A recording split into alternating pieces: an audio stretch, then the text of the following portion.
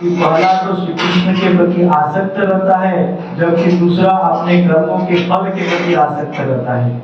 जो व्यक्ति श्री कृष्ण के प्रति आसक्त रहकर उन्हीं के लिए कर्म करता है वह निश्चय ही मुक्त पुरुष है और उसे अपने कर्म फल की कोई चिंता नहीं होती।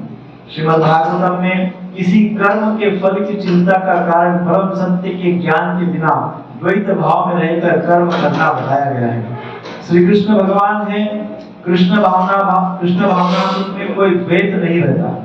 जो कुछ विद्यमान है वह श्री कृष्ण की शक्ति का प्रतिफल है और श्री कृष्ण सर्वमंगलमय है।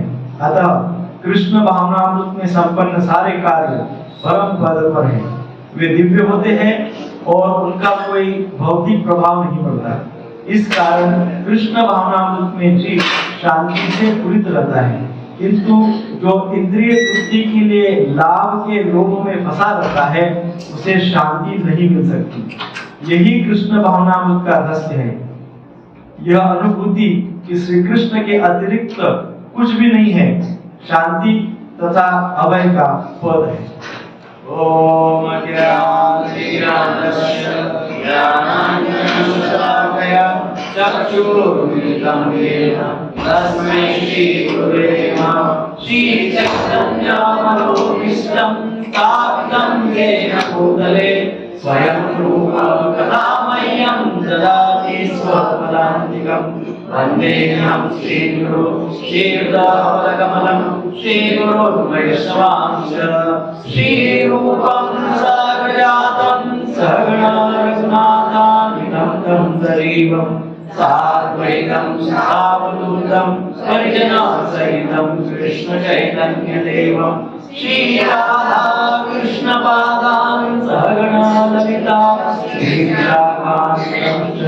हे कृष्ण करुणा सिन्धु दीनबन्धो जगत्पते गोपेश गोपिकाकान्त राधाकान्त नमोऽस्तुते। तप्तकाञ्चन गौराङ्गी श्रीराधे वृन्दावनेश्वरी वृषभानुसुते देवी प्रणमामि हरिप्रिये। वाञ्छाकल्पतरुभ्यश्च कृपा सिन्धुभ्येव च पतितानां पावनेभ्यो वैष्णवेभ्यो नमो नमः। जय श्री कृष्ण चैतन्य प्रभु नित्यानंद श्री अद्वैत गदाधर श्रीवासादि गौर भक्तवृंद। हरे कृष्णा कृष्णा कृष्णा हरे हरे, हरे राम राम राम हरे हरे। हरे कृष्णा कृष्णा कृष्णा हरे हरे, हरे राम राम राम हरे हरे। हरे कृष्णा कृष्णा कृष्णा हरे हरे, हरे राम राम राम हरे हरे। प्रभुपाद की जय। So 5.12 युक्त कर्म फलं त्यक्त्वा शान्तिमाप्नोति नैष्ठिकीम् अयुक्त कामकारेण फले सक्तो निबध्यते। निश्चल भक्त शुद्ध शांति प्राप्त करता है, क्योंकि वह समस्त कर्मफल मुझे अर्पित कर देता है। किंतु जो व्यक्ति श्री भगवान से युक्त नहीं है और जो अपने श्रम का फलकामी है वो बंध जाता है। बहुत ही महत्वपूर्ण श्लोक है। इस श्लोक को हम बड़े ध्यान से समझने का प्रयास करेंगे, क्योंकि ये श्लोक, ये जो सेक्शन है श्लोक संख्या 6 से 12 है ना, श्लोक संख्या 6 से 12 ये कौन सा विभाग था? 5.6 to 5.12 निष्काम कर्मयोग है ना, ये इसका विभाग था।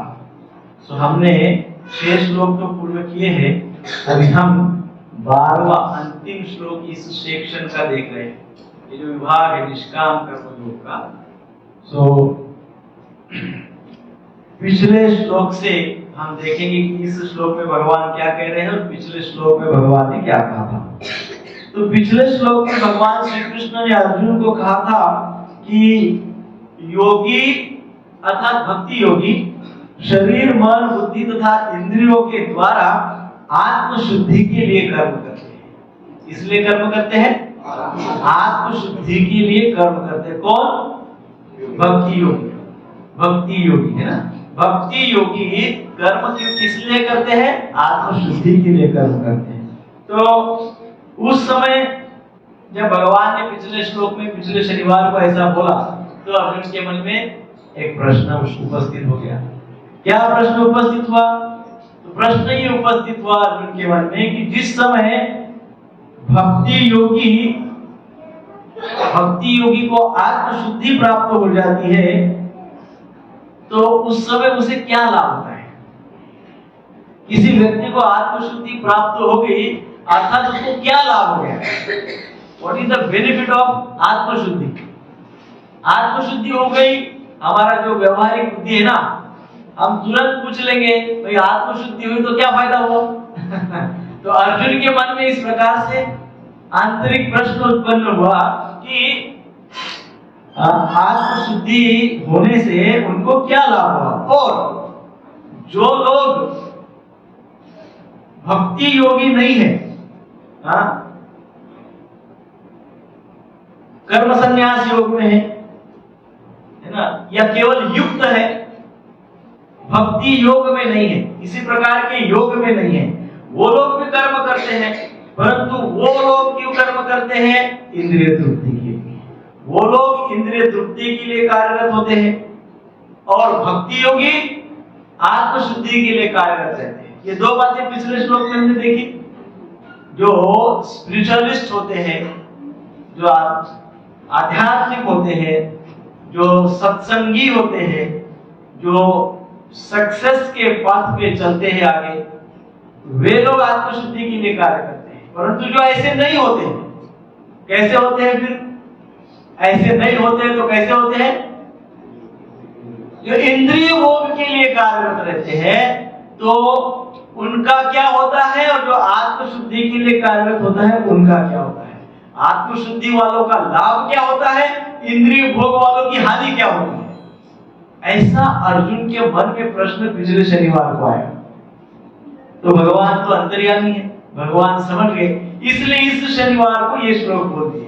इसमें भगवान बता रहे हैं कि जब व्यक्ति का आत्मशुद्धि हो जाती है तो एग्जैक्टली उसको क्या लाभ होता है, आत्मशुद्धि होने पर लाभ क्या होता है, और इंद्रिय तृप्ति करते रहने से हानि क्या होती है, इसका उत्तर भगवान अर्जुन को आज दे रहे। अर्जुन ने ये प्रश्न पूछा नहीं था, अर्जुन के मन में ही ये बात थी पिछले शनिवार को, परंतु भगवान तो अंतर्यामी होने के कारण समझ गए और इसलिए इस शनिवार को भगवान उसका उत्तर दे रहे हैं। तो भगवान ने इस प्रकार से ये श्लोक कहा। श्लोक के प्रथम पंक्ति के शब्द है युक्त कर्म फलम त्यक्त्वा। युक्त कर्म फलम त्यक्त्वा। भक्त कर्म फल का त्याग करता है। भक्त क्या करता है? कर्म फल का त्याग करता है। अब हम देखेंगे श्लोक संख्या 6 और 7 में भगवान ने भक्ति योग वालों को अर्थात भक्ति योगी को क्या कहा था? योग युक्त। याद है आपको? श्लोक संख्या 6 और श्लोक संख्या 7 उसमें भगवान ने भक्ति योगी को क्या कहा था? योग युक्त। और फिर उसके पश्चात श्लोक संख्या 8 और 9 ये दो श्लोकों में भगवान श्री कृष्ण ने कर्म सन्यासी जो है, कर्मों का त्याग देते हैं, कर्मों को त्याग देते हैं, कर्म छोड़ देते हैं, कर्म संन्यास कर देते हैं, उनके लिए क्या कहा था? केवल युक्त शब्द कहा था। क्या कहा था? केवल युक्त शब्द कहा। उसके पूर्व योग युक्त कहा था, है ना? 6 और 7 में योग युक्त कहा था, 8 और 9 में युक्त कहा, और इस श्लोक में अयुक्त आया है।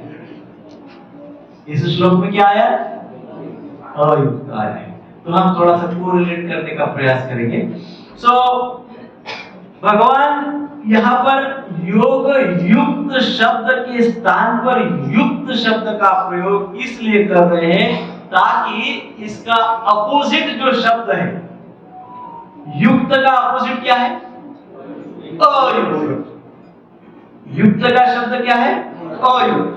तो भगवान युक्त का अपोजिट शब्द अयुक्त उपयोग में लेना चाहते हैं, इसलिए भगवान ने यहाँ पे युक्त शब्द का जो प्रयोग किया है वो योग युक्त शब्द का अर्थ योग युक्त ही होता है। यहाँ पे जो युक्त शब्द है इस श्लोक में, प्राय भगवत गीता में युक्त शब्द कई बार उपयोग में आया है। प्रत्येक स्थान पे परिस्थिति के अनुसार युक्त शब्द का अर्थ बदलता है। तो यहाँ पे अयुक्त के परिप्रेक्ष्य में युक्त शब्द आया है। अयुक्त अर्थात मटेरियलिस्टिक और योग युक्त अर्थात स्पिरिचुअलिस्ट। अयुक्त अर्थात भौतिकवादी और यहाँ पे युक्त अर्थात आध्यात्मिक। ये यहाँ पे ये कॉन्टेक्स्ट ये ध्यान में रखिए, क्योंकि भगवान को अयुक्त ये शब्द उपयोग में लेना था। तो अयुक्त का अपोजिट युक्त ही होता है, समझने के लिए बेहतर होता है, इसलिए भगवान ने यहाँ पे युक्त शब्द दिया है। सो जैसे हम कहते दो शब्द होते भक्त और भौतिकवादी। अब भक्त और भौतिकवादी को यदि संक्षेप में बोलना होगा तो भगवान ने क्या बोलना चाहिए था? भगवान ने बोलना चाहिए था युक्त और अयुक्त। इसलिए भगवान ने यहाँ पे भक्त को युक्त, भौतिकवादी को अयुक्त, इस प्रकार से शब्द प्रयोग किया हुआ है। तो यहाँ पे जो पहला पंक्ति है युक्त कर्म फलम त्यक्त्वा, अर्थात भक्त अपने कर्म फल का त्याग करता है। भक्त क्या करता है? अपने कर्म फल का त्याग करता है। तो श्रील प्रभुपाद जी तात्पर्य में क्या कहते हैं हम उसको पढ़ेंगे थोड़ा। प्रभुपाद जी कहते हैं जो व्यक्ति श्री कृष्ण के प्रति आसक्त रहकर उन्हीं के लिए कर्म करता है वह निश्चित ही मुक्त पुरुष है। कैसा है? मुक्त पुरुष है। और उसे अपने कर्म फल की कोई चिंता नहीं रहती है। उसे कर्म फल की कोई चिंता नहीं रहती। किसे? जो व्यक्ति भगवान श्री कृष्ण के प्रति आसक्त रहकर उन्हीं के लिए कर्म करता है, उन्हीं के लिए करता है अर्थात उनकी प्रसन्नता के लिए कर्म करता है, वो व्यक्ति कोई चिंता में नहीं फंसता है। तो अब हम इसको संक्षेप में यदि समझे तो भक्त जो है भगवान श्री कृष्ण की प्रसन्नता के लिए कर्म करता है। भक्त जो भी कर्म करता है वो कर्म में क्या होता है? भगवान श्री कृष्ण की प्रसन्नता होती है। भगवान श्री कृष्ण की प्रसन्नता के लिए वो कर्म करता है। अतः वह अपने कर्म का यही फल मानता है कि श्री कृष्ण की प्रसन्नता ही उसे प्राप्त हो। कोई भक्त जब कर्म करने जाता है तो जाने के पहले उसका इंटेंशन ही ये होता है, क्या होता है? कि मेरे कर्मों से मेरे भगवान प्रसन्न हो जाए। मेरे कोई ऐसे कर्म न हो कि मेरे भगवान मेरे कर्म से अप्रसन्न हो जाए। भाव ही कर्म के पीछे, इंटेंशन ही कर्म के पीछे क्या होते हैं? भगवान की प्रसन्नता। तो भक्त अपने कर्म फल की कभी इसलिए चिंता नहीं करता है। क्यों चिंता नहीं करता है? क्योंकि उसे केवल और केवल भगवान श्री कृष्ण को प्रसन्न करने की ही चिंता होती है। उसकी एक ही चिंता होती है, क्या? मेरे कर्मों से भगवान कैसे प्रसन्न हो जाए। बाकी चिंताएं नहीं होती उसको, क्योंकि ये एक ही इतनी बड़ी चिंता होती है तो बाकी सारी चिंताओं का हरण हो जाता है ना? सारी चिंताएं, क्योंकि एक ही चिंता में भगवान का चिंतन होता है। भगवान की प्रसन्नता के चिंतन में सारी चिंताओं का नाश हो जाता है। तो कर्म फल का त्याग यहाँ पे कहा गया है, युक्त कर्म फलम त्यक्त्वा, कर्म फल का त्याग। It's very important. ये बात मैं ऐसे समझता हूं कि जब से हम थोड़ा बहुत आध्यात्मिकता में आए हैं तब से हम ये बात सुनते आ रहे हैं। कौन सी बात? कर्म का त्याग, कर्म फल का त्याग, कर्म फल का त्याग। कितनी बार सुना होगा? कई बार सुना होगा, लेकिन अभी तक त्याग नहीं हुआ। त्याग होना बहुत मुश्किल है, सुना बहुत है, तो त्याग होना इतना आसान नहीं है। तो यहाँ पे जो कर्म फल का त्याग, ये बात इतनी आग्रह से भगवान बोल रहे हैं और हमसे वो हो नहीं रहा है। भगवान उसका आग्रह कर रहे हैं और हमसे वो होता नहीं है। तो इसका तात्पर्य क्या है, इसका अर्थ क्या है? इसका अर्थ ये है, कर्म फल का त्याग नहीं करना चाहिए हमको। कर्म फल को हमको नहीं त्यागना है। हमको किसको त्यागना है? कर्म फल की इच्छा जो है, कर्म फल की आसक्ति, कर्म फल की इच्छा, ये जो है इसको त्यागना है। कर्म फल जो हमको मिला है उसको नहीं त्यागना है। जो भी मिला, सुख या दुख, प्रतिकूल अनुकूल, जो भी कर्म फल मिला, कर्म फल को नहीं त्यागना है। कर्म के फल के प्रति जो हमारी आसक्ति है या उसके प्रति जो हमारी उदंड इच्छा है, उस इच्छा को त्यागना है। किसको त्यागना है? कर्म फल को त्यागना है कि कर्म फल के प्रति? जैसे मान लो 1 तारीख से 30 तारीख तक हम कर्म करते हैं, बरोबर है? 1 तारीख को हमको सैलरी मिलती है, तो सैलरी को त्यागना है क्या?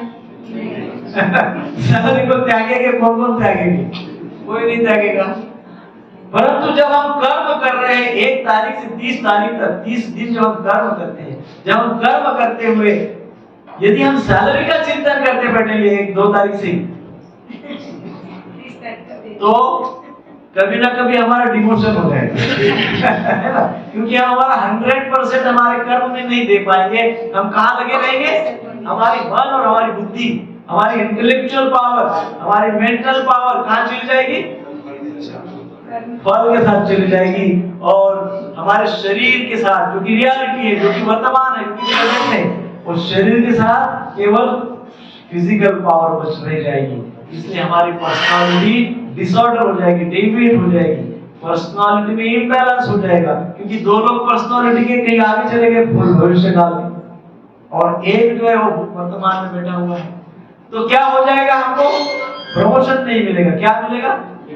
डिमोशन हो जाएगा। इसलिए क्या हमको सैलरी का त्याग करने के लिए नहीं बोला है, हमको क्या बोला है? 2 तारीख से हमारी जो सैलरी के प्रति चिंतन शुरू हो जाता है, उसको त्यागने के लिए बोला है। और कर्म में कॉन्सेंट्रेट, कर्म में ध्यान देने के लिए कहा है। कर्म करते वक्त भगवान की प्रसन्नता का ध्यान रखते हुए कर्म करने की सलाह दी गई है कि नहीं? इस प्रकार से हमको एडवाइस किया गया है। सो वास्तविक यदि हम देखें तो त्याग कर्म फल का हमको नहीं करना है। त्याग हमको कर्म फल का नहीं करना है। किसका करना है? इच्छा, अर्थात कौन सी इच्छा? सुख भोगने की इच्छा। अल्टीमेटली उसके पीछे इच्छा कौन सी है? सुख भोगने की इच्छा है ना। अभी तो वो मिला ही नहीं, अभी तो जिसका जन्म ही नहीं हुआ उसके विषय में सोचते बैठे। अर्थात अभी तो हमको सैलरी मिली ही नहीं, अभी तो 10 ही तारीख है, 1 तारीख को मिलती है, और जिसका जन्म नहीं हुआ उसी के विषय में सोचते बैठे। अभी तो सैलरी मिली नहीं, 10 ही तारीख है, और अभी हम सोच रहे सैलरी मिलेगी, फिर हम बढ़िया होटल में जाएंगे, फिर समुद्र क्या चौपाटी का सब एक चौपाटी घूमने जाएंगे, भेलपुरी खाएंगे, सिनेमा देखेंगे, मार्केट में जाएंगे। अभी तो 10 ही तारीख है, और चिंतन क्या हो रहा है? चिंतन हो रहा है 1 तारीख को सैलरी मिलेगी। तो यहाँ पे क्या कहा गया है? कर्म फल को नहीं त्यागना है, कर्म फल के प्रति जो इच्छा है उसको त्यागना है। अर्थात इच्छा किसकी है? सुख भोगने की इच्छा है। तो जो कर्म फल मिलने वाला है उसके सुख को भोगने की जो इच्छा है उसको त्यागना है। कर्म फल भोग का भोग करने की जो इच्छा है उसको त्यागना। और ऐसी कितनी इच्छा है, ऐसी कितनी इच्छा है? बहुत इच्छा है। अनेकों कामनाएं हैं, अनेकों कामनाएं, अनेकों भौतिकवादी कामनाएं हैं, अनेकों इच्छाएं हैं, अनेक प्रकार के लोभ हैं, जिससे हम आसक्त हैं, जिससे हम सुख चाहते हैं। पहले अनेकों अनेकों है, इसलिए हमारी बुद्धि अव्यवसायित्मिका बुद्धि, हमारी बुद्धि कैसी होगी? हमारी बुद्धि कॉन्सेंट्रेट नहीं होती, हमारी बुद्धि एकाग्र नहीं होती हमारे कर्मों में, हमारे कर्मों में हम 100% नहीं दे सकते क्योंकि सुख भोगने की इच्छा है। अर्जुन क्या कह रहे हैं? मुझे पाप मिलेगा तो मैं नरक में चला जाऊंगा, इससे मैं ये क्यों कहूं? उससे अच्छा स्वर्गीय सुख भोगूं, जंगल में जाके मुझे स्वर्गीय सुख मिले तो उधर चला जाता हूं। और भगवान ने इसलिए श्लोक बोला कि जो सुख भोगने की कामना है माइनस कृष्णा सुख भोगने की कामना कैसी है? Without Krishna, that is dangerous. उसको त्याग करो, वो सुख भोगने की कामना, रिच होने की कामना, हमको बड़ा ऐश्वर्यशाली बनना है, I want to become rich, इसलिए मुझे ये चाहिए, ये चाहिए, ये चाहिए, मोस्ट ऑफ द थिंग सब चाहिए मुझे, जितना भी संसार में हो, सबसे जो कुछ भी संसार में सब कुछ होगा सब कुछ मुझे चाहिए, सब कुछ चाहिए। सो रिचनेस मीन्स क्या? ऐश्वर्यशाली होना, धनी होना अर्थात क्या? धनी किसको कहते हैं? धनी अर्थात नॉट दैट, ऐसा व्यक्ति नहीं कि जिसके पास सब कुछ है। इंग्लिश में क्या कहते हैं? Not that he has the most. Richness means not that he has the most, but he needs the least, he needs the least। अर्थात हिंदी में कहते हैं धनी किसको कहते हैं? धनी उसको नहीं कहते कि जिसको सब कुछ चाहिए और जिसने सब कुछ इकट्ठा कर लिया है, उसको धनी नहीं कहते हैं। धनी उसको कहते हैं जिसकी आवश्यकता है कुछ भी नहीं है, वो धनी है। धनी वो नहीं है जिसने बहुत कुछ इकट्ठा कर लिया है, धनी वो है जिसने अपनी आवश्यकताओं को रिड्यूस कर दिया है, जिसने अपनी नीड्स को मिनिमम रखा है, लिस्ट रखा है, वो धनी। What do you need? I don't need anything. I need Krishna. He is very धनी. He is the richest person. ऐसे नीति शास्त्र कहते हैं। कौन धनी है? जिसकी जरूरतें, जिसकी आवश्यकताएं कम है, वो धनी है। अकॉर्डिंग टू नीति शास्त्र आवश्यकता अर्थात जैसा यहाँ भगवान की वही बात कह रहे हैं। भगवान क्या कह रहे हैं? त्याग कह रहे हैं, युक्त कर्म फलम त्यक्त्वा, कर्म फल को त्यक्त्वा अर्थात कर्म फल के प्रति जो डिजायर्स है, कामनाएं हैं, अनंत अनंत कामनाएं हैं, उनको सबको समाप्त करो। फोकस, काम करो, अपने कर्म करो। हे अर्जुन, युद्ध करो, कर्म करो, युद्ध करो अर्थात कर्म करो, भगवान की प्रसन्नता के अनुसार कर्म। So, अब देखिए संचित कर्म के अनुसार प्रारब्ध बनता है, प्रारब्ध के अनुसार मनुष्य का जन्म होता है और मनुष्य जन्म में फिर से नए कर्म करता है और फिर ये कर्म के अनेक संस्कार होते हैं और फिर वो संस्कार फिर संचित कर्म बन जाते हैं। ये चक्कर चलता रहता है ना? इसीलिए इसको क्या कहते हैं? कर्म का जाल, कर्म का बंधन। हम कर्म कर रहे हैं, अब हम सुबह से शाम को जो कर्म करते हैं, वो कर्म करते वक्त हमारे मन में कितने संस्कार होते हैं? कभी आपने सोचा? बहुत संस्कार होते हैं। मान लो व्यक्ति ऑफिस में काम कर रहा है और उसका कलीग एकदम ईर्ष्यालु है और उसको बहुत सारे दोष उसके दिख रहे हैं, तो सुबह 9 बजे से तो शाम को 6 बजे तक उसको तो पूरा दोष दर्शन ही हो रहा है। इतने सारे दोष दिखाई दे रहे, ये तो इगोइस्ट है, अरे ये तो बहुत कंजूस है, अरे ये तो बहुत क्रोधी है, अरे ये तो बहुत जेलस है। ये सोच के अरे ये तो बहुत जेलस है, अरे ये तो बहुत जेलस है, अरे ये तो बहुत जेलस है, अरे ये तो बहुत इगोइस्ट है, अरे ये तो बहुत इगोइस्ट है, अरे ये तो बहुत इगोइस्ट है। ऐसे अनेकों दोषों का दिन भर रिपीटेशन होते होते क्या हो रहा है? उसका संस्कार हो रहा है, उसका हमारे मन में संस्कार हो रहा है और धीरे धीरे संस्कार संचित में बदल जाता है। क्रियमान कर्म संचित में चले जाते हैं, संचित के प्रारब्ध बन जाते हैं, प्रारब्ध के फिर हमारे पास हमारे सामने कर्म आके खड़े हो जाते हैं, फिर हम उसमें फंस जाते हैं, फिर वही परिस्थिति शुरू। एक एक्शन गिव्स 1000 रिएक्शन। एक क्रिया हजारों प्रतिक्रियाओं को उत्पन्न करती है। हजार। कैसे बचेंगे? कितना डिफिकल्ट है। सुबह घर से निकलते हैं, घर से निकलते से लोकल ट्रेन में बैठ जो क्या प्रवास क्या है, जर्नी, लोकल ट्रेन का जर्नी करते करते ऑफिस में पहुंचते पहुंचते कलीग को डील करते करते शाम को 6 बजे होते होते वापस ट्रेन में बैठते बैठते फिर घर पे आते आते कितने कर्म हो रहे हैं? कितने कर्म हो रहे हैं? हजारों कर्म हो रहे हैं। छोटे छोटे एक्शन थे और छोटे एक्शंस के हजारों रिएक्शन थे। और क्योंकि प्रत्येक कर्म के पीछे हमारी कुछ ना कुछ डिजायर है, कुछ ना कुछ थॉट प्रोसेस है, कुछ ना कुछ विचार है, कुछ ना कुछ आसक्ति है, कुछ ना कुछ वो प्रत्येक एक्शन या क्रिया के पीछे हमारी अपेक्षाएं है। कुछ नहीं तो हमको ऑफिस में जाते से ही हमारे ऑफिस के पियून ने नमस्कार करना चाहिए, ये अपेक्षा है। हमारे कलीग ने हमको हेलो बोलना चाहिए, ये अपेक्षा है। मंदिर में आए शाम को आते आते कोई डिवोटी दिखे तो उसने मुझे हरे कृष्ण बोलना चाहिए, ये अपेक्षा है कि नहीं? हाँ, ये सब हमारी अपेक्षा है, ये सारी हमारी डिजायर्स है।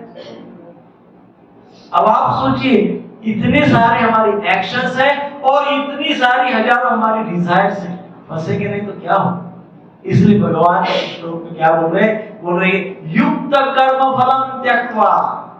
ये सारी जो डिजायर्स है, ये सारी इच्छाएं, ये सारी जो कामनाएं कर्म फल के प्रति, इन सब को त्याग, ये सब को त्याग, क्योंकि ये कर्म बंधन का कारण है। इसी में हम फंसते रहते हैं, इसी में हम चक्र में फंसते फंसते फिर से क्या कहते हैं, चर्वित चर्वणम। गन्ना होता है ना, उसका जूस निकालता है गन्ने के रस वाला, कितनी बार निकालता है? पूरा उसका चौथा हो जाता है, कुछ नहीं रहता है उसमें, कुछ नहीं रहता है, फिर भी 50 घड़ी मार के उसको फिर उसमें डालता है, कुछ नहीं निकालता है। और निर्बुद्ध व्यक्ति यदि होगा तो वो गन्ना उठा के उसी में जूस निकालने का कोशिश करेगा, मिलेगा जूस? नहीं मिलेगा। अब पुनः वही प्रोसेस में फंसते जा रहे हैं, पुनः वही कर्मों में फंसते, पुनः डिजायर्स क्रिएट कर रहे हैं, हमारी इच्छाएं उत्पन्न कर रहे हैं, पुनः वो इच्छाओं को सर्व कर रहे हैं, पुनः वो इच्छाओं को सर्व करते करते जीवन बीतते जा रहे हैं, दमछाक हो रही है। इतने सारी इच्छाओं को पूरा करते करते दमछाक हो रही है कि नहीं? थक जा रहे हैं। कैसा समय बीत गया, अरे पता ही नहीं। अभी तो मैं 20 साल का था, अभी 50 साल का हो गया, अभी 70 साल का हो जाऊंगा, पता ही नहीं चला किसमें गया समय। चर्वित चर्वणम। पता चला कोई रियलाइजेशंस, कोई अनुभूति, कोई साक्षात्कार, कोई हायर लेवल ऑफ लाइफ, कुछ अपग्रेडेशन, मनुष्य जीवन का सर्वोच्च स्तर प्राप्त हुआ। क्या हुआ? Highest level of human life मिला? नहीं मिला। सो इसलिए भगवान ये वाक्य बोल रहे, वेरी इंपॉर्टेंट वाक्य। भगवान बोल रहे इसके बाहर आ जाओ, सब कुछ सही होगा। तो इसलिए, परंतु यदि कर्म फल की इच्छा का त्याग करने से होता क्या है? कर्म फल की इच्छा का त्याग कर दिया। इच्छा, हाँ, कर्म फल का नहीं, किसका? इच्छा, वासनाओं का, सेंस एंजॉयमेंट का, इंद्रिय भोग का। जो फल प्राप्ति होगा उसके पीछे इंद्रिय भोग क्या क्या करेंगे, इसकी जो लिस्ट है उसका। यदि उसको त्याग देते तो एग्जैक्टली ऐसा भगवान क्यों कह रहे हैं कि इससे हमारा रक्षण होगा, इससे हम वो कर्म बंधन के चक्र में नहीं फंसेंगे। ऐसे क्यों कह रहे हैं? क्यों? क्योंकि जैसे कोई बीज होता है, बीज को हम बोते हैं, में बीज बोते हैं ना, और फिर बीज बोने से, उसका पालन पोषण करने से अंकुरित होता है, उसका प्लांट होता है, बड़ा होता है, उसका वृक्ष बनता है बीज का। मान लो वो जो बीज है, उस बीज को आपने भून लिया। क्या कर लिया? भून लिया। और भुने हुए बीज को आपने बोया तो कुछ उगेगा? नहीं उगेगा। आपने उसको भून लिया। भगवान यही बात कह रहे हैं, अपनी इच्छाओं को, अपनी डिजायर्स को क्या करो? अपनी इच्छाओं को कृष्ण कॉन्शियसनेस में भून। कृष्ण कॉन्शियस रूपी अग्नि में अपनी इच्छाओं को फ्राई करो। अर्थात जो इच्छाएं अभी सीड के रूप में, जो इच्छाएं अभी किसके रूप में है? बीज के रूप में, वो इच्छाओं को कृष्ण कॉन्शियसनेस में भून दो। एग्जैक्टली क्या करो? रोज भगवान के साथ कनेक्ट हो। तो जो भी इच्छाएं आएगी वो भगवान क्या करेंगे? हमारी कनेक्टिविटी होने के कारण उस इच्छा को alt control delete. Alt control delete से क्या होता है? सिस्टम, सब कंप्यूटर जानते हैं ना, अल्टर कंट्रोल डिलीट का बटन दबा, प्रेस कर दिया तो क्या हुआ? Restart, reset. क्या होता है? सिस्टम रीसेट हो जाती है। तो भगवान के कनेक्शन में रहते हैं तो ये सारे जो विचार है, ये सारे जो संस्कार है, ये सारे संस्कारों को, सारे संस्कार रीसेट हो जाते हैं। जो इंद्रिय भोग की डिजायर थी वो रीसेट होके कृष्ण की प्रसन्नता की डिजायर हो जाती है। सो इसलिए कृष्ण कॉन्शियस होने का अर्थ है भक्ति में, जीवन में अग्रसर हो जाइए, भक्ति में कर्म करिए, कर्म योग में तल्लीन हो जाइए, न कि अयुक्त रहिए, न कि हमको कर्मी बनना है, न कि हमको भोग भोगना है। हमको करना क्या है? हमको हमारे सारे कर्मों को स्पिरिचुअलाइज करना है। सारे एक्शंस को क्या करना है? स्पिरिचुअलाइज करना है। सो इस प्रकार यदि हम स्पिरिचुअलाइज करेंगे, इस प्रकार हमारे इच्छा रूपी बीज को कृष्ण भावनामृत में भून लेंगे तो ये अंकुरित नहीं होगा। इसका अर्थ क्या है? बुरे बुरे संस्कार हमारे मन पे नहीं होंगे और भिन्न भिन्न प्रकार के जन्म हमको नहीं मिलेंगे। कभी जन्म कौन सा मिलता है, कभी जन्म कैसा मिलता है पता नहीं, या इसी जन्म में हमारा भविष्य प्रतिकूल हो जाता है, यूनिवर्स को हमको क्या पता। तो इस प्रकार से हमको इन बातों से ध्यान रखना है कि कर्म फलों के प्रति इच्छा का त्याग करना, अर्थात सुखों का त्याग करना, अर्थात जो भी कर्म फल हमको मिले, चाहे सुख रूपी कर्म फल हो, चाहे दुख रूपी कर्म फल हो, चाहे प्रतिकूल हो, चाहे अनुकूल हो, हमारा भाव क्या होना चाहिए? उसको शांति से स्वीकार करें, प्रेम से स्वीकार करें। क्योंकि वो कैसे, वो तो हम ही ने बोया है ना, किसी दूसरे ने नहीं बोया है। वो किसने बोया है? हम ही ने बोया है, हमारे तक आ रहा है, आया है, और ये सारा खेल भगवान देख रहे हैं। जब वो देख रहे हैं तो इसका अर्थ उनका सैंक्शन है, उनका सैंक्शन है, उसको प्रेम से स्वीकार करें। सो अब विशेष इस श्लोक में या इसके पूर्व के 5-6 श्लोक हम देखें तो 2 शब्द हम कंटिन्यूअसली देख रहे हैं। 2 शब्द देखें। कौन से 2 शब्द हैं? एक है कर्म, दूसरा है त्याग। एक है कर्म, दूसरा है त्याग। ये शब्द भगवान रिपीटेटिवली इस सेक्शन में कह रहे हैं। इस विभाग में 2 शब्द कई बार भगवान ने कहे। कौन से 2 शब्द? कर्म और त्याग। क्या कह रहे हैं? कर्मों का त्याग करो, एक वाक्य है। दूसरा वाक्य है कर्म में त्याग करो। पहला वाक्य क्या है? कर्मों का त्याग करो।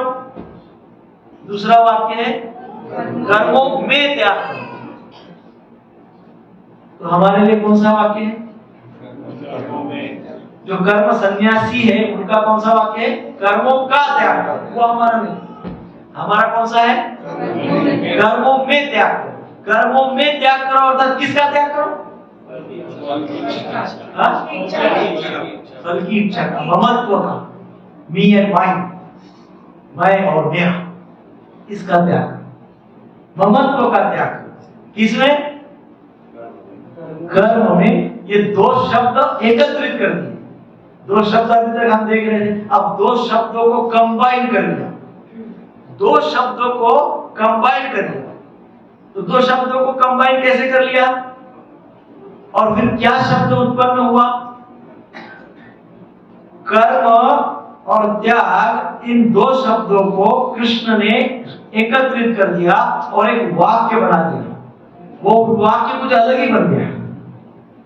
कर्म एक बात है, त्याग एक बात है, दोनों को एकत्रित किया और कह दिया कर्मों में त्याग। तो कर्म में किसका त्याग?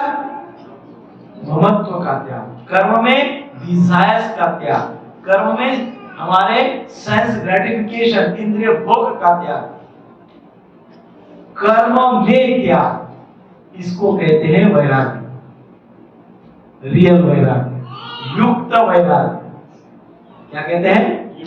युक्त वैराग्य। कर्म में त्याग उत्पन्न क्या हुआ? युक्त वैराग्य। कर्म भी कर रहे हैं, त्याग भी कर रहे हैं और फिर भी वैराग्य हो गया है। जैसे दो कलर है, एक है कृष्ण का कलर, कौन सा है? ब्लू है। दूसरा राधा रानी का कलर कौन सा है? येलो है, गोल्डन येलो है। दोनों को मिक्स कर दिया, तीसरे ही बन गए। कौन बन गए? चैतन्य महाप्रभु। युगल रूप है ना चैतन्य महाप्रभु। नीला अधिक पीला इज इक्वल टू हरा। नीला अधिक पीला इज इक्वल टू हरा। तो नीले में पीला डाल दिया तो हरा बन जाता है। ऐसे ही कर्म में त्याग, कर्म में ममत्व का त्याग, कर्म में ममत्व का त्याग डाल देने से युक्त वैराग्य उत्पन्न होता है। डिफरेंट कलर है, डिफरेंट। तीन बातें होती हैं, एक है कर्म, दूसरा है कर्म में त्याग और उत्पन्न होता है युक्त वैराग्य। और भगवान हमको कह रहे, प्रभुपाद जी हमको सिखा रहे हैं युक्त वैराग्य। युक्त वैराग्य का अर्थ क्या है? जो कुछ भी अपने पास है, जो कुछ भी है, कार, बंगला, गाड़ी, घोड़ा, व्हाटएवर, उसका उपयोग आध्यात्मिक प्रगति के लिए करें, भगवान की सेवा में करें, भगवान की प्रसन्नता के लिए करें, ह्यूमन लाइफ को सक्सेसफुल बनाने में करें। मनुष्य जीवन का उच्च कोटि का जो उद्देश्य है उसको प्राप्त करने के लिए करें। है कि नहीं? हरे कृष्णा कृष्णा कृष्णा हरे हरे, हरे राम राम राम हरे। ये जो ममत्व है, ये ममत्व के कारण हमारे अंदर जड़त्व आ जाते हैं। ममत्व के कारण जड़त्व आ जाता है। जड़त्व मीन्स व्हाट? जड़ता समझते हैं ना? जड़ता, क्रॉस फीलिंग। हमको मटेरियली समझ में आता है, हमको वस्तुएं समझ में आती है, मटेरियल समझ में आता है, हमको स्पिरिचुअल कम ही। क्योंकि हमारे अंदर ज्यादा से ज्यादा क्या है? ममत्व है। ममत्व क्या करता है? जड़त्व अर्थात ओनली मटेरियलिस्टिक वर्ल्ड की ओर हमको ले जाता है। कहां ले जाता है? अर्थात जो दिखेगा उसको ही सत्य मानेंगे, जो दिखेगा नहीं उसको सत्य नहीं मानेंगे। भगवत गीता हमको क्या सिखाती पता है? हमारे जो नेत्र है, हमारे जो चक्षु है, ये आंखों के आगे देखने का सोचो। जो आंखों से दिखता है ना, उसके आगे देखने का सोचो। और हम क्या देखते हैं? जो आंखों से दिखता है उतना ही देखते हैं। भगवत गीता हमको क्या सिखाती है? Try to see beyond your material vision. कहां देखने का चेष्टा करिए? जो आपको दिख ही नहीं रहा है उसको देखने का चेष्टा करें, ऐसा भगवत गीता सिखाता है। जो दिख ही नहीं रहा है उसको देखने का, अर्थात व्हाट कंटेंट देखने का, देखिए सोचिए, कंटेंट देखने का प्रयास करिए। क्या देखने का प्रयास करिए? Content. Content means essence, means सार, मींस प्रिंसिपल, मींस तत्व, वो देखने का प्रयास है। जो केवल फिजिकली मटेरियली हमको देखता है उतना ही सत्य नहीं है। यदि आपको जीवन का उच्च स्तर प्राप्त करना है तो हमको उसके बियॉन्ड देखते आना चाहिए।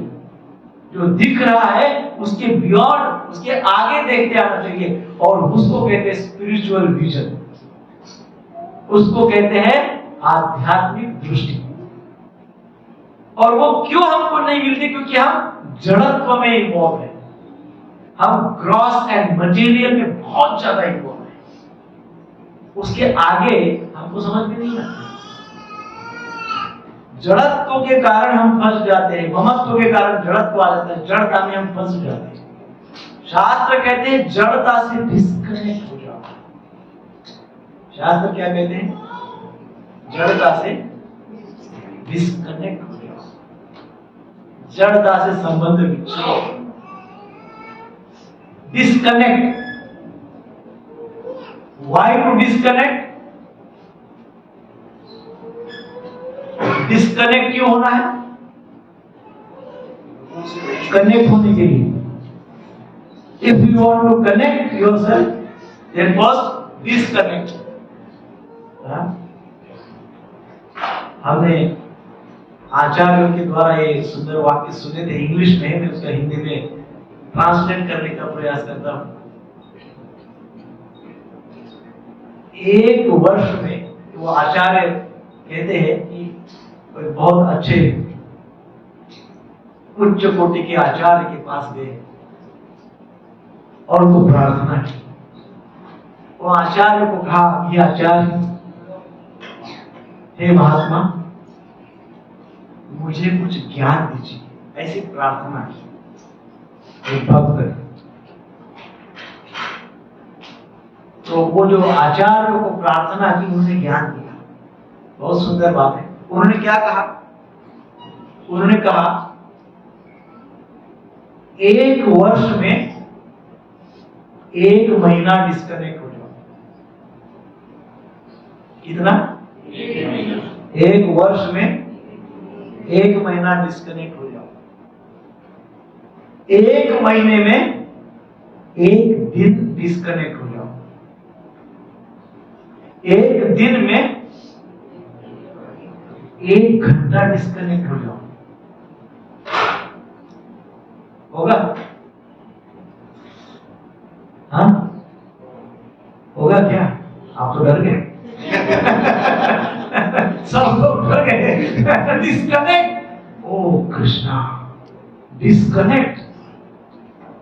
मटेरियल वर्ल्ड से डिस्कनेक्ट, मटेरियल एंजॉयमेंट से डिस्कनेक्ट, मटेरियल एक्सपेक्टेशन से डिस्कनेक्ट।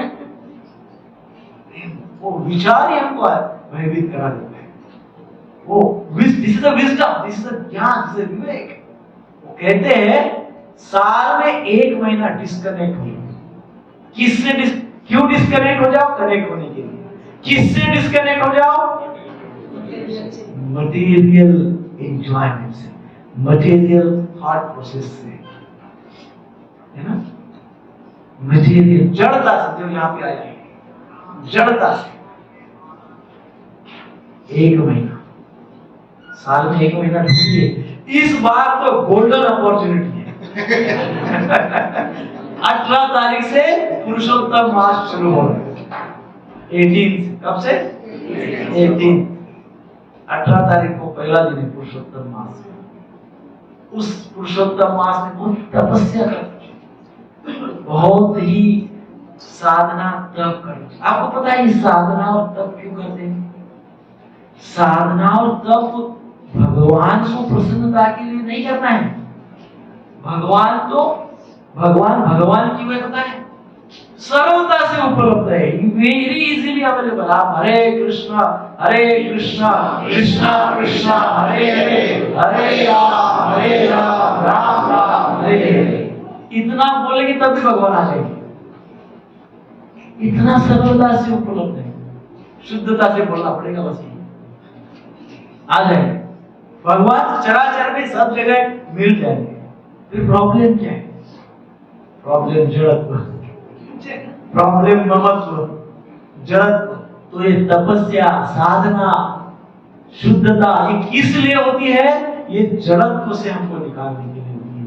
ये मटेरियलिज्म जो है, भौतिकता जो है, भौतिकता से हमको उठाने के लिए साधना होती है। जो हम फंसे हुए भौतिकता, मटेरियलिज्म में पूरी तरह से चढ़ रहा है, पूरी पर्सनालिटी पूरी तरह से डूब चुकी है मटेरियलिज्म में। इसलिए कहा गया है वर्ष में 1 महीना तो उस प्रकार से करो, तब करो, साधना करो। कहां से शुरुआत करो? अपने जीवा से शुरुआत करो। जीवा से शुरुआत कैसी करो? और रुचि, जो भी खाओगे उसमें टेस्ट नहीं होनी चाहिए, उसको बोलते हैं तपस्या। टेस्टलेस प्रसाद और रुचि, अर्थात इससे पता चलेगा कि हमको कोई आसक्ति नहीं है। जो मिलेगा वो भगवान की सेवा में हम लगे रहेंगे और प्रसन्नता के साथ, है ना, शांति के और संतुष्टि के साथ वो अरुचि को स्वीकार करेंगे। वाणी पे नियंत्रण, खाने पे नियंत्रण। जीवा से 2 बातें होती है, वाणी से बोलना और खाना, जीवा से, तो दोनों बातों पे नियंत्रण होना चाहिए। डिबेट, अननेसेसरी कलह नहीं करना चाहिए पुरुषोत्तम मास में। अननेसेसरी डिबेट न करे, अननेसेसरी प्रजल्प न करे, ऐसी कोई भी बातों में अपने आप को इन्वॉल्व न करे जिसमें आपका समय व्यर्थ चला जाए और आप बाद में थक जाए और पता चले कि ये तो चरित चरण गन्ने का, गन्ना ही, गन्ने का नहीं, कौन सा गन्ना? सूखा हुआ गन्ना, चरित चरण। ये पुरुषोत्तम मास में नहीं करना है। पुरुषोत्तम मास में क्या करना है? पुरुषोत्तम मास में भगवान का नाम उच्चारण ज्यादा से ज्यादा करना है। पुरुषोत्तम मास में श्रवण अच्छे से करना है। पुरुषोत्तम मास में जैसे अभी हमने कहा 1 वर्ष में 1 महीना डिस्कनेक्ट हो जाओ, लेकिन यहाँ तो और भी सहूलियत दी हुई है। पुरुषोत्तम मास तो 3 वर्ष में 1 बार आता है। 3 वर्ष में 1 बार डिस्कनेक्ट हो जाओ 1 महीने के लिए। इन सारी भौतिकता को, अपने आप को प्रोटेक्ट करो। अर्थात क्या करो? कोई पूछेगा क्या प्रभु जी हिमालय में चले जाए? कैसे करें मुंबई में रह के? कैसे कर सकते हैं?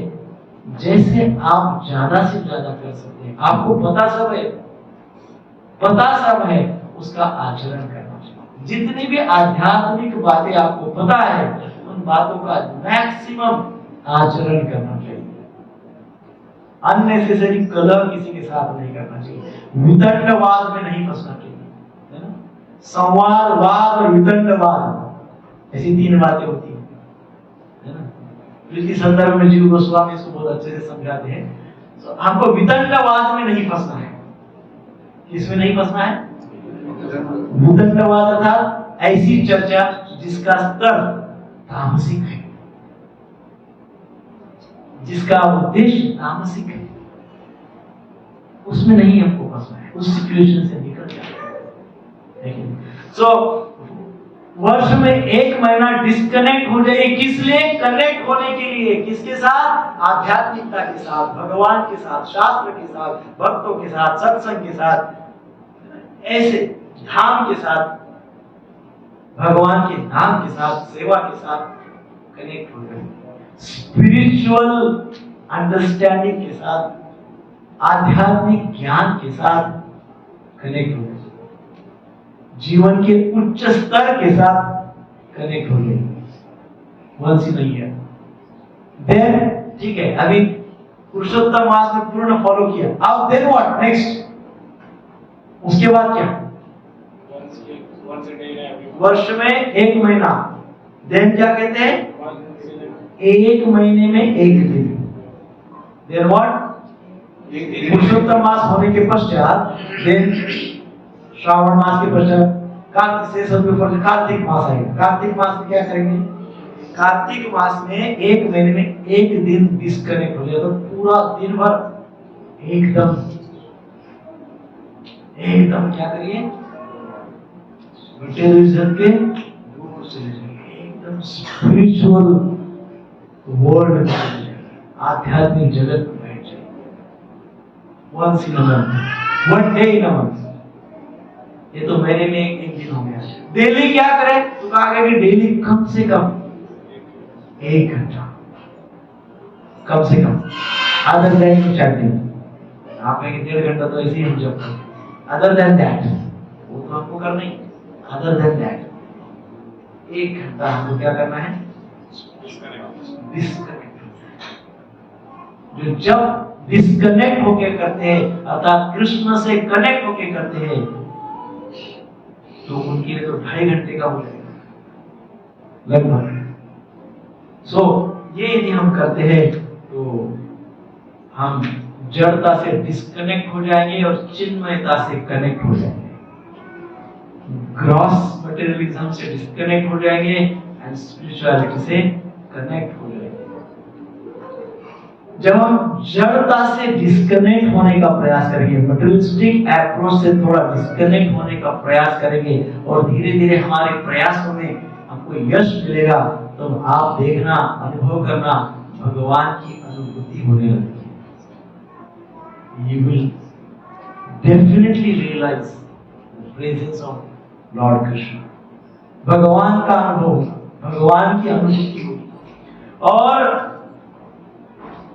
अब ये प्रश्न तो यही है ना अल्टीमेटली कि ममता, ममत्व, जड़त्व कैसे समाप्त करे? तो कहा गया है भक्ति के द्वारा जड़त्व को कम किया जा सकता है। डिवोशनल सर्विस के द्वारा जड़त्व को, ममत्व को स्लोली कम किया जा सकता है भक्ति के द्वारा। अब फिर आपके मन में प्रश्न होगा मुझे भक्ति कैसे करेंगे? फिर प्रश्न होगा ना भक्ति तो करें लेकिन भक्ति करें कैसे? तो इस श्लोक में बताया गया है भक्ति कैसे करें। इस श्लोक में क्या बताया है? बताया गया है कि भक्ति बाय नेचर सहज होती है।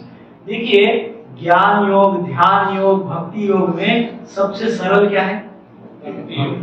सहज है, सरल है भक्ति योग। उसको कैसे करें? एकदम सरल है। जब जो कर्म करते हैं वो कर्म भगवान की प्रसन्नता के लिए करें, वो भी भक्ति। जो कर्म हम करते हैं वो कर्म भगवान की प्रसन्नता के लिए करें, भगवान के उपदेशों के अनुसार करें, भगवत गीता के आधार पे कर्म करें। तो जब व्यक्ति अपने कर्म भगवान की प्रसन्नता के लिए करेंगे, शास्त्रोक्त पद्धति से करेंगे, तब सहज ही भक्ति होगी। और जब सहज ही भक्ति होगी तो सहज ही ममत्व नियंत्रित होगा। और जब ममत्व नियंत्रित होते होते समाप्त होगा तो नेचुरली जड़त्व, जड़ता के प्रति आकर्षण नहीं रहेगा और हम फिर आध्यात्मिकता में प्रगति करेंगे और प्रगति करेंगे और प्रगति करेंगे। और फिर हमको ये जो मटेरियल वर्ल्ड है इसका डिस्टर्बेंस नहीं होगा, है ना। हम अभी रोड पे गाड़ी चलाते हैं, है ना, तो हम देखते हैं जगह जगह पे सिग्नल आते हैं, रुकना पड़ता है। फिर बहुत बड़ा खड्डा आ जाता है, रुकना पड़ता है ना, डिस्टर्बेंस आता है बार बार। लेकिन यदि आप हेलीकॉप्टर में बैठ के उड़ रहे हैं तो आपको सिग्नल फॉलो करना पड़ेगा। गड्ढा आपको डिस्टर्ब करेगा, रोड खराब है डिस्टर्ब होगा, स्पीड ब्रेकर डिस्टर्ब करेगा नहीं। क्यों नहीं करेगा? ऊंचाई से उड़ रहे ना। वैसे ही जब हम आध्यात्मिक स्तर पे आ जाते हैं तो भौतिक जीवन की जो समस्याएं, ऑब्स्टैकल्स है, धोखे हैं, ये हमको डिस्टर्ब नहीं करेंगे क्योंकि हम ऊंचे लेवल पे, ऊंचे स्तर के जीवन को जी रहे हैं। तो यही बात इसमें इस श्लोक में कही जाती है। अर्जुन को इस श्लोक में हमको समझ नहीं आ रहा है पिछले श्लोक में और इस श्लोक में कि अर्जुन को दो ही बातें पता हुई। अर्जुन को कौन सी दो बातें पता है? अर्जुन को वैसे बहुत कुछ पता है, पर हमारे लिए अर्जुन बता रहे कि भाई हमको दो ही बातें पता है। कौन सी दो बातें पता है? एक बात अर्जुन की पहली बात है भाई कर्म से बंधन होता है। हमको भी ये बात पता है ना, कर्म से क्या होता है? कर्म बंधन होता है। और दूसरी बात अर्जुन को पता है वैराग्य से मुक्ति मिलती है। दूसरी बात क्या पता है? कर्म से बंधन होता है और मुक्ति से तो वैराग्य लेना पड़ेगा, वैराग्य से मुक्ति मिलती है। हमको भी ये प्राय सबको पता है कि नहीं बताइए? ये दो बातें हमको भी पता है, परंतु कृष्ण ने इन दोनों को मिला के तीसरा पर्याय बता दिया। तीसरा पर्याय क्या बता दिया? तीसरा पर्याय कृष्ण ने बता दिया निस्वार्थ भाव से कर्म ही हमको मुक्ति दिला सकते हैं। निस्वार्थ भाव से किए हुए कर्म, कृष्ण की प्रसन्नता के लिए किए हुए कर्म मुक्ति का कारण बनते हैं। ये तीसरा फॉर्मूला कृष्ण ने बताया। अभी तक हमको क्या फॉर्मूला बताया? मुक्ति कैसे मिलती है? सब छोड़ के चले जाओ, मुक्ति मिल जाती है, ऐसा होता है। और कर्म करेंगे तो क्या होता है? बंधन। ये दो ही बात है। कृष्ण ने तीसरा फॉर्मूला इस श्लोक में ये दिया है। क्या फॉर्मूला दिया है? भगवान की प्रसन्नता के लिए कर्म करना, निस्वार्थ भाव से यदि हम कर्म करेंगे तो ये से कर्म मुक्ति का कारण बनते हैं, हमको मुक्त कर देते हैं, बंधन से मुक्त कर देते हैं। कौन से बंधन से मुक्त कर देते हैं? जन्म मृत्यु के बंधन से मुक्त कर देते हैं। ये तीसरा फॉर्मूला इस श्लोक में भगवान ने हमको बताया है। नेक्स्ट का है शांतिम आपनोति नैष्ठिकीम। जब ऐसा हो जाता है तो क्या होता है? तो बताया गया है वह व्यक्ति नैष्ठिकी शांति प्राप्त करता है। नैष्ठिकी शांति, नैष्ठिकी शांति अर्थात ऐसी शांति जो स्थिर रहती है। कैसे रहती है? स्थिर रहती है। ऐसे तो हमारा आपको कई बार शांति का अनुभव होता है। बहुत तेज भूख लगी है और घर पे आए और भूख लगी तुरंत खाओ आए और खा लिया। शांति का है ना, एकदम शांत का। उसमें भी यदि फेवरेट डिश हो, पास्ता पिज्जा खाते आप लोग सब हो, भ्रष्ट फूड तो आजकल की जनरेशन को और भी शांति का आनंद है ना। कल सुबह जब 8 बज जाते हैं फिर से अशांत हो जाते हैं, क्योंकि फिर भूख लगती है ना, लगती है ना भूख। ब्रेकफास्ट सुबह 8 बजे फिर भूख लगती है। कल की शांति जो थी आज अशांति हो गई थी। वैसे शांति की बात यहाँ पे नहीं हो रही। कोई व्यक्ति किसी बीमारी के कारण हॉस्पिटलाइज हो गया, बहुत बीमारी है, 4 दिन से चल रहा है, और डॉक्टर ने उनको अभी सलाइन और इंजेक्शन दिए, और हमने पूछा कैसे लग रहा है? बहुत शांत लग रहा है। सिचुएशन कैसी है? बड़ी प्रतिकूल परिस्थिति है, परंतु फिर भी क्या बोल रहे हैं? तो वो शांति की बात इस श्लोक में नहीं कर रहे। इस श्लोक में कौन सी शांति की बात कर रहे हैं? परमानेंट, इसको कहा गया नैष्ठिकी, नैष्ठिकी शांति, परमानेंट शांति। उस शांति का, स्थिर रहने वाली शांति की बात कर रहे हैं। क्योंकि ये स्थिर रहने वाली शांति किसको मिलती है? जो कृष्ण कॉन्फिडेंट है। कृष्ण कॉन्शियस तो है, आप तो सुने ही सब। कृष्ण कॉन्फिडेंट है, रक्षति रक्षते इति विश्वास, कॉन्फिडेंट, फुल कॉन्फिडेंस। क्या विश्वास है? क्या कॉन्फिडेंस है? कृष्ण रक्षण करते हैं। किसमें कॉन्फिडेंस है हमको? कृष्ण में कॉन्फिडेंस है। अर्जुन को था कि नहीं था? अर्जुन को कृष्ण में कॉन्फिडेंस था ना, पूर्ण कॉन्फिडेंस था, इसीलिए अर्जुन का विजय हुआ, अर्जुन का दर्शन हुआ। इसलिए हमको भी इस प्रकार की नैष्ठिकीय शांति प्राप्त हो जाएगी कब? जब हमारा भगवान में कॉन्फिडेंस होगा, भगवान में हमारी पूर्ण श्रद्धा होगी, पूर्ण विश्वास होगा। श्रील प्रभुपाद जी क्या कहते हैं? श्रील प्रभुपाद जी कहते हैं भौतिक जगत में हम मृत्यु को कभी भूल जाते हैं, परंतु मृत्यु का स्मरण होते से ही चिंतित होते हैं, अशांत होते हैं। यह स्थिर शांति नहीं है। आप देखिए हमारा जो स्वभाव है, सब भूलने का मन का स्वभाव होता है, भूल जाते हैं। और एक सबसे बड़ी और बड़ी गंभीर बात को भूल जाते हैं, क्योंकि बहुत ही गंभीर बात है, एकदम गंभीर बात है। ये यक्ष प्रश्न है, यक्ष प्रश्न है। युधिष्ठिर महाराज को पूछा था प्रश्न, यक्ष प्रश्न। क्या मनुष्य सोचता है कि मेरा मृत्यु ही नहीं होगा, बाकी सबका होगा तो होगा, पता नहीं, मेरा तो होगा ही नहीं। वो भूल जाता है कि उसकी मृत्यु होने वाली। प्रभुपाद जी यही बात बता रहे हैं कि भौतिक जगत में हम कभी कभी भूल जाते हैं कि हमारी मृत्यु होने वाली है। और जब हम इस प्रकार से मृत्यु होने वाली इस बात को भूल जाते हैं तो हमको बहुत अच्छा लगता है ना। कोरोना आया था तब सबको लग रहा था कि हमारी मृत्यु होने वाली है ना, सबको क्या लग रहा था? हमारी मृत्यु होने वाली है। तो सब अशांत हो गए थे ना, चिंता दूर हो गए थे, अशांत हो गए थे, फुल ऑफ एंजाइटी, बहुत आवेग थे। क्या होगा, कैसे होगा? हाँ, एकदम पूरे संसार में। क्यों? क्योंकि हमको उस समय ये स्मरण था कि हम भी मृत्यु को प्राप्त करने वाले, ये हमको उस समय स्मरण है। और जब हम भूल जाते हैं कि हमारा मृत्यु होने वाला है तो हम शांत रहते हैं। परंतु कभी कोई घटना घटती है, कभी कुछ हो जाता है, किसी का मृत्यु हो जाता है, तब हमको थोड़ा टेंशन आता है, तब हम थोड़े चिंतित हो जाते हैं। और हमारी जो शांति होती है वो फिर है ना।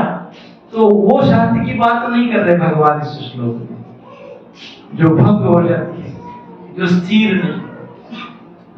तो भक्ति के द्वारा निर्भयता प्राप्त होती है। भक्ति के द्वारा व्यक्ति का भगवान में पूर्ण कॉन्फिडेंस, पूर्ण विश्वास हो जाता है। भक्ति के द्वारा ममत्व का विच्छेद हो जाता है। ममत्व का विच्छेद, जड़त्व का विच्छेद, जड़त्व के साथ ममत्व के साथ डिस्कनेक्शन हो जाने से सात्विक शांति होती है। भौतिकता के साथ, मटेरियल के साथ थोड़े समय का डिस्कनेक्शन हो जाता है, परंतु यदि हम उसका प्रिंसिपल समझ लें, क्या है? दुखालयम अशाश्वतम, ये प्रिंसिपल है मटेरियल का। ये यदि समझ ले तो ऐसा मटेरियल भौतिक जगत की उठापटक हमको अशांत नहीं करेगी, क्योंकि हमको प्रिंसिपल पता हो जाएगा, हमको आध्यात्मिकता में अनुभूति हो जाएगी। इसलिए भौतिकता का प्रिंसिपल जो है वो हमको पता हो जाएगा। इसलिए हमारे पास सात्विक शांति रहेगी, हम पीसफुल रहेंगे, क्योंकि हम we know the nature of material. हम अशांत क्यों है? क्योंकि we don't know the nature of material. That is the problem. इस जगत का स्वभाव क्या है? Law of nature. जब ये पता हो जाएगा आध्यात्मिक ज्ञान प्राप्त करते करते, तब हम निर्भय हो जाएंगे। इसलिए भक्ति यदि कोई कर रहा है तो पता क्या कैसे चलता है? वो एकदम निर्भय हो जाता है, उसके पास फियर नहीं रहता है, वो निर्भय हो जाता है। सात्विक शांति प्राप्त हो जाती है, जो स्थिर रहती है। भोक्ताराम यज्ञ तपसा, भगवान क्या कहते हैं? भोक्ताराम यज्ञ तपसा सर्वलोकम महेश्वरम और सुहृदः सर्वभूतानां ज्ञात्वा मां शान्तिमुच्यते।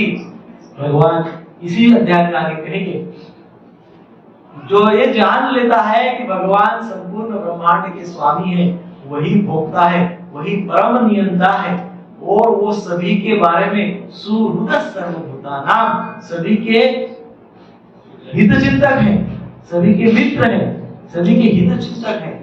ऐसा ये प्रिंसिपल जिसको प्राप्त पता हो जाता है, वो ही शांति का अनुभव कर सकता है, स्थिर शांति का अनुभव कर सकता है। नेक्स्ट शब्द कहा गया है अयुक्त कामकारेण, अयुक्त कामकारेण फले मुक्ता। ये अर्थात अयुक्त व्यक्ति फल की कामना से बंधा जाता है। अयुक्त व्यक्ति अर्थात सकाम कर्मी, अर्थात क्या, ऐसा व्यक्ति जो कर्म फल की ही कंटिन्यूअस इच्छा है, हजारों करोड़ों लाखों इच्छाएं, जैसे हमने पहले चर्चा की, कर्म फल की हजारों करोड़ों इच्छाएं लेके बैठा है, उसको सकाम कर्मी कहते हैं, जिसको अयुक्त इस श्लोक में कहा गया है। सकाम कर्मी अयुक्त, उसका क्या है, कर्म शुरू होते से ही कर्म फल की इच्छाओं का प्लानिंग होने के बाद उसको कैसे उन इच्छाओं को एंजॉय करेंगे उसका भी प्लानिंग करते हैं। सो उनको कहा गया है, क्या कहा गया है, अयुक्त अर्थात सकाम कर्म, अयुक्त अर्थात सकाम। सो भौतिकवादी व्यक्ति जो होता है, सकाम कर्मी व्यक्ति होता है, वो कामना से बंध जाता है, डिजायर्स और इच्छाओं से, अनगिनत इच्छाओं से वो बन जाता है। भौतिकवादी व्यक्ति अनगिनत कामनाओं से बंधा रहता है, बंध जाता है। क्योंकि क्यों बंध जाता है, क्योंकि वो कृष्ण से बंधा नहीं है।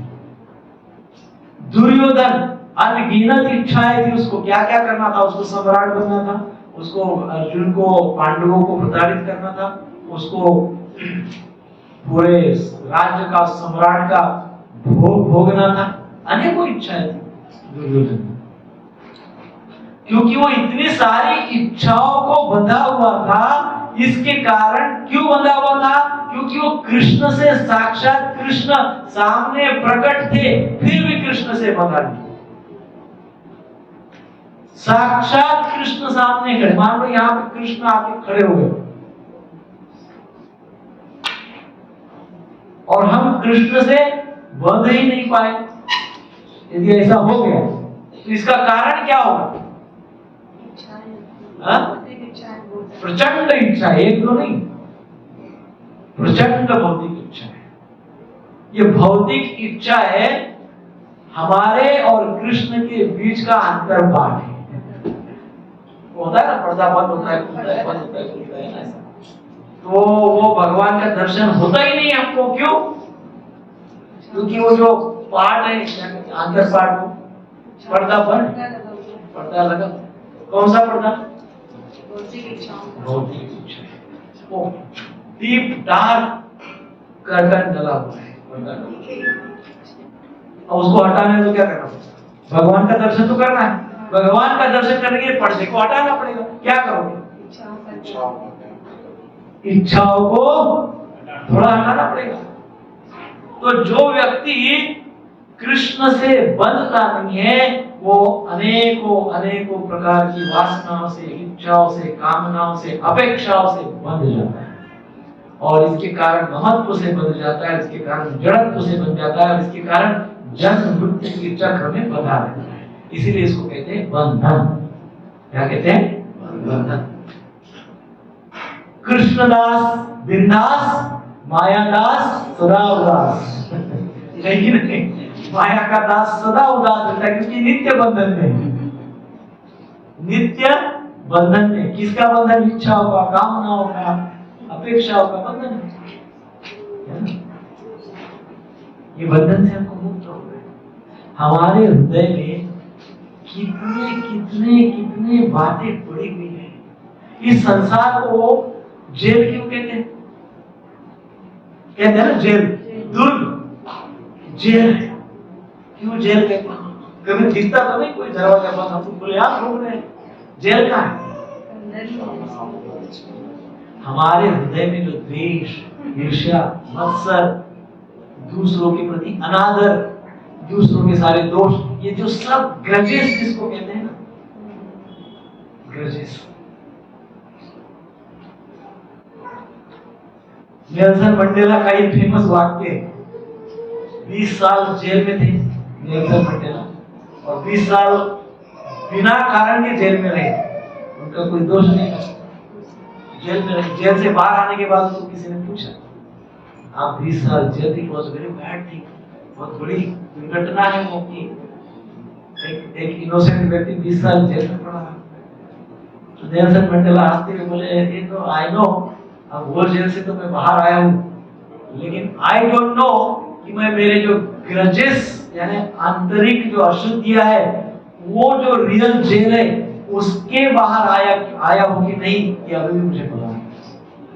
The grudges that I have inside, that is the jail. I don't know whether I came out of it or not. So वो जो grudges है, जो अनर्थ है, जो ईर्ष्या है, द्वेष है, दोष दर्शन है, ये जेल है, ये रियल जेल है। So इसके इसीलिए कहा गया भौतिक संसार में सब सारे के सारे जेल में, क्योंकि हमने ही जेल बना के रखा है। हम वो जेल अर्थात हमारे अंदर अशुद्धियां, जो भी अशुद्धियां हैं वो सारी।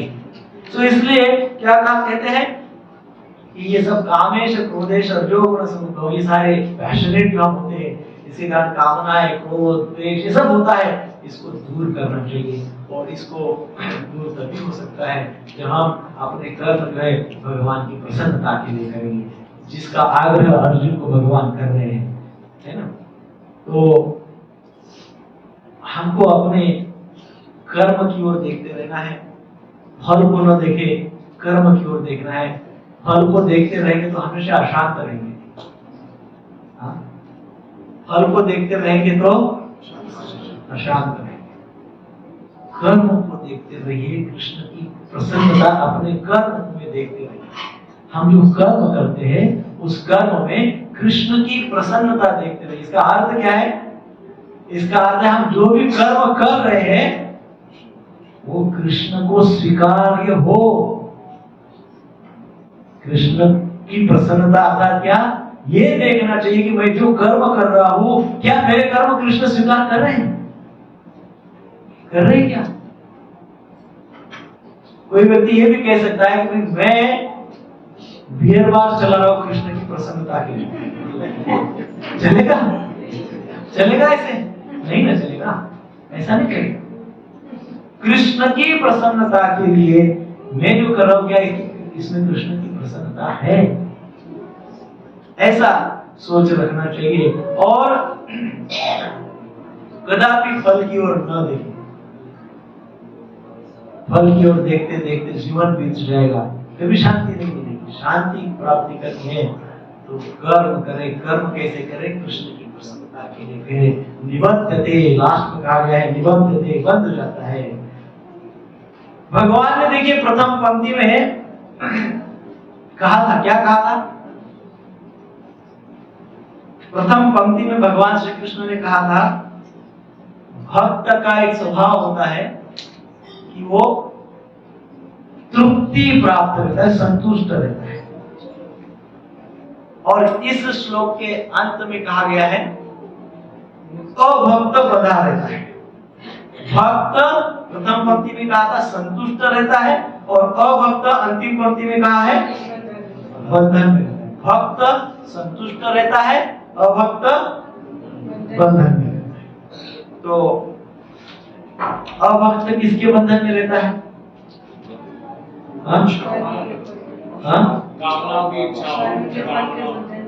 अभी जो भीतर पे चर्चा, जन्म मृत्यु अशांति और दुख और सुख और ये सारे बंधन है। कौन? अभक्त। और क्यों रहता है अभक्त बंधन में? क्योंकि कर्म फलों के प्रति लालायित रहता है। कर्म फलों के प्रति लालायित। तो ये दो बातों को हमको बहुत अच्छे से समझना है। इस श्लोक के शुरुआत में कहा गया है भक्त संतुष्ट रहता है। इस श्लोक के लास्ट शब्द में निबद्धते अर्थात बंधन में फंस जाता है। अभक्त जो है वो बंधन में रहता है, भक्त जो है संतुष्ट रहता है। ये दो बातों को समझे। भक्त संतुष्ट इसलिए रहता है क्योंकि वो कृष्ण की प्रसन्नता के लिए कर्म करता है। अभक्त बंधन में इसलिए रहता है क्योंकि वो कर्म फलों की ओर ही देखते रहता है, इसलिए वो नित्य बंधन में रहता है। हरे कृष्णा कृष्णा कृष्णा कृष्णा हरे हरे राम राम राम हरे। भक्त श्री कृष्ण की आसक्ति, श्री कृष्ण के प्रति आसक्त होने के कारण भक्त बलवान बन जाता है और इसके कारण वो इतना बलवान बन जाता है कि कर्म भी उसको बंधन में नहीं डाल सकते, क्योंकि वो कृष्ण के प्रति आसक्त है। और जो अभक्त होते हैं उनकी कर्म फल के प्रति प्रचंड आसक्ति होती है, इसलिए वो दुर्बल बन जाते हैं। भक्त बलवान कृष्ण की आसक्ति के कारण बनते हैं, इसलिए कर्म बंधन में नहीं कर सकते। अभक्त दुर्बल कर्म फलों की आसक्ति के कारण बनते हैं, इसलिए बंधन में फंसते हैं। हरे कृष्णा कृष्णा कृष्णा हरे हरे राम राम राम हरे। प्रभुपाद की जय।